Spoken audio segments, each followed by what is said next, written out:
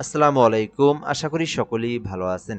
সুপ্রিয় চাকরি প্রত্যাশী ভাই বোনেরা, বাংলাদেশ রেশম উন্নয়ন বোর্ডে একটি নিয়োগ সার্কুলার প্রকাশ করা হয়েছে, যেটা কিন্তু একেবারে সরকারি, একেবারে স্থায়ী রাজস্বগতভুক্ত নিয়োগ সার্কুলার।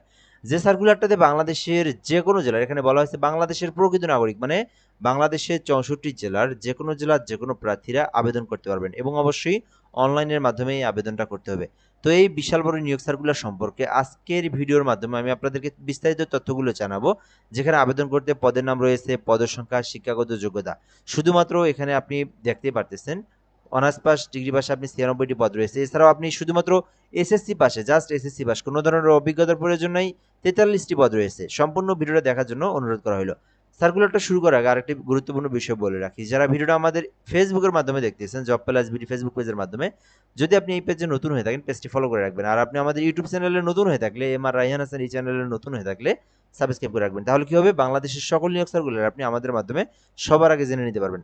তো এখানে বলা হয়েছে প্রথম পদের নাম সহকারী হিসাব রক্ষক, 14 গ্রেডে 5টি পদ রয়েছে। তো যারা আবেদন করতে চাচ্ছেন এই সহকারী হিসাব রক্ষক পদে, তাদের শিক্ষাগত যোগ্যতা থাকার প্রয়োজন। ব্যবসা শিক্ষা শাখায় অনার্স পাস অথবা ডিগ্রি পাস করা থাকলে আবেদন করতে পারবেন। টেকনিক্যাল সুপারভাইজার, এটা কিন্তু বিশাল বড় একটি পদের সংখ্যা, মোট 96টি পদ রয়েছে এখানে, তবু আবার 15 গ্রেডে নিয়োগ দেওয়া হয়েছে। যারা টেকনিক্যাল সুপারভাইজার পদে আবেদন করতে চাচ্ছেন 96টি পদের বিপরীতে, তাদের শিক্ষাগত যোগ্যতা প্রয়োজন। আমি আপনাদেরকে একটু হাইলাইট করে দেখাই, উদ্ভিদবিদ্যা অথবা প্রাণীবিদ্যা। এই দুইটা ডিপার্টমেন্ট থেকে যারা লেখাপড়া করতেছেন, এই দুইটা ডিপার্টমেন্ট থেকে যারা লেখাপড়া করেছেন, মানে অনার্স পাস করেছেন অথবা ডিগ্রি পাস করেছেন, যারা উদ্ভিদবিদ্যার সাবজেক্ট থেকে অনার্স পাস অথবা ডিগ্রি পাস অথবা প্রাণীবিদ্যার সাবজেক্ট থেকে অনার্স পাস করেছেন, অবশ্যই অবশ্যই অবশ্যই আপনারা আবেদন করবেন। কেন আবেদন করবেন? এই আবেদনগুলো কিন্তু চাইলেই যে কেউ আবেদনও করতে পারবে না এবং আবেদনের সংখ্যাটা কিন্তু একেবারেই কম হবে। সেক্ষেত্রে আমি আপনাদেরকে বলতেছি, যারা এই দুইটা সাবজেক্টের উপর লেখাপড়া করেছেন অবশ্যই আবেদন করবেন। ড্রাফটসম্যান পদে একটি পদ রয়েছে, আবেদন করতে চাইলে করতে পারবেন।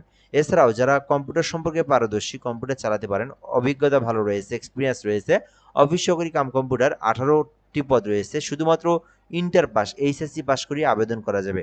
সব থেকে বড় পদের সংখ্যা হচ্ছে এক্সপার্ট ড্রাইভার উইডার, এটাতেও আবেদন করতে পারেন। তবে সব থেকে বড় পদ হচ্ছে অফিস সহক, এটাই মূলত ফোকাস পদ, যেখানে কিন্তু 43টি পদ রয়েছে। মোটামুটি বিশাল বড় একটি পদের সংখ্যা, 43টি পদ। এখানে আবেদন করতে কোনো অভিজ্ঞতার প্রয়োজন নাই, শুধুমাত্র এসএসসি পাস করেছেন তাহলে আপনি অফিস সহায়ক পদে আবেদন করতে পারবেন। তো যারা এসএসসি পাস করে সরকারি চাকরি আবেদন খুঁজতেছেন, অথবা এসএসসি হোক, এইচএসসি, অনার্স ডিগ্রি যেটাই হোক না কেন, আপনারা অবশ্যই 43টি পদে অফিস সহায়ক পদে অ্যাপ্লিকেশন করবেন। ঠিক আছে, সো এখন আমরা দেখবো এই আবেদনটা করতে বেশ কিছু গুরুত্বপূর্ণ তথ্য। 18 থেকে 32 বছর পর্যন্ত সময় রয়েছে, এর মধ্যে আপনাকে এই আবেদনটি করতে হবে। সো এর পরের বিষয় হচ্ছে এখানে আবেদন করতে আপনার সময়সীমা, অর্থাৎ এই আবেদনটি বর্তমানে চলমান রয়েছে, এই জুলাই মাসের 21 তারিখ পর্যন্ত আবেদনটি করতে পারবেন। কিভাবে আবেদন করবেন? এই যে লিঙ্ক দেখতে পাচ্ছেন, এই লিঙ্কে প্রবেশ করলে আপনার সামনে আবেদনের ফর্ম চলে আসবে। ওই আবেদনের ফর্মটি আপনাকে পূরণ করে আবেদন করতে হবে। আর আপনারা যারা আমাদের থেকে আবেদন করে নিতে চান, তাদের ক্ষেত্রে হোয়াটসঅ্যাপ নাম্বার দেওয়া রয়েছে। ঘরে বসে থেকে একদম নির্ভুলভাবে বাংলাদেশের যে কোনো সরকারি চাকরির আবেদন সুন্দরভাবে করে নিতে পারবেন। এই নাম্বার হোয়াটসঅ্যাপে আপনাকে এসএমএস করতে হবে। সো এখানে আপনারা লিঙ্কে প্রবেশ করে আবেদনটা করার পরে আপনাদেরকে সরকারি ফি জমা দিতে হবে। যে পদে আবেদন করবেন সেই সমতুল্য টাকা রিচার্জ করবেন। ঠিক আছে, রিচার্জ করে আপনাদেরকে ফি যেটা জমা দিতে হবে। ঠিক আছে, সো ফি জমা দেওয়ার প্রসেসটা বলে দিচ্ছি। এখানে প্রথমত BSDB space user ID 160 pin number দিয়ে আবার এই নাম্বারে সেন্ড করলে আপনার পেমেন্ট কিন্তু সম্পূর্ণ হয়ে যাবে।